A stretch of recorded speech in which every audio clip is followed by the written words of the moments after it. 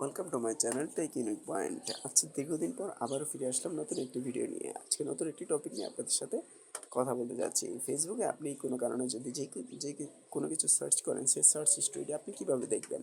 দেখতে হলে আপনাকে প্রথমে চলে যেতে হবে আপনার ফেসবুক অ্যাকাউন্টে আসার পর আপনার যেখানে ফেসবুক প্রোফাইলে যে কর্নারে রয়েছে, রাইট কর্নারের উপর আপনি ক্লিক করবেন। ক্লিক করার পর একটু নিচে স্ক্রল করবেন। নিচে স্ক্রল করার পর দেখেন এখানে সেটিংস অ্যান্ড প্রাইভেসি নামে একটি অপশন রয়েছে।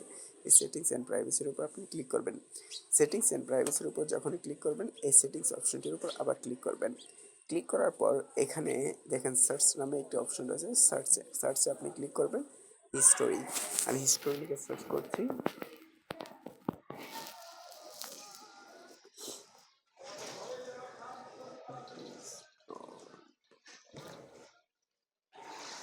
দেখেন হিস্টোরি লিখে যখনই সার্চ করছি, দেখেন সার্চ হিস্টোরি নামে একটা অপশন চলে আসছে।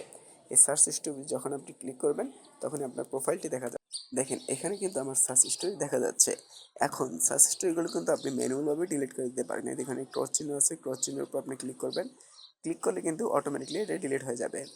দেখুন অলরেডি আমি ডিলিট করে দিচ্ছি। এখন আপনি চাচ্ছেন এটা অটোমেটিকলি ডিলিট হয়ে যাচ্ছে, ম্যানুয়ালভাবে ডিলিট করতে চাচ্ছেন না, আপনি অটোমেটিকলি ডিলিট করতে চাচ্ছেন। সেই ক্ষেত্রে আপনি একটু ব্যাকে চলে আসবেন। চলে আসার পর এখানে দেখবেন কিপ সার্চ ফর নামে একটি অপশন রয়েছে। এটা ডিফল্ট রয়েছে। এটার উপর আপনি ক্লিক করবেন।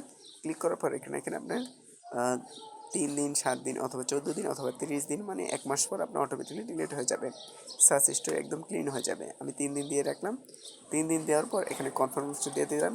কনফার্ম দেওয়ার পর অলরেডি 3 দিন পরে কিন্তু যত সার্চ হিস্ট্রি আছে অলরেডি ডিলিট হয়ে যাবে।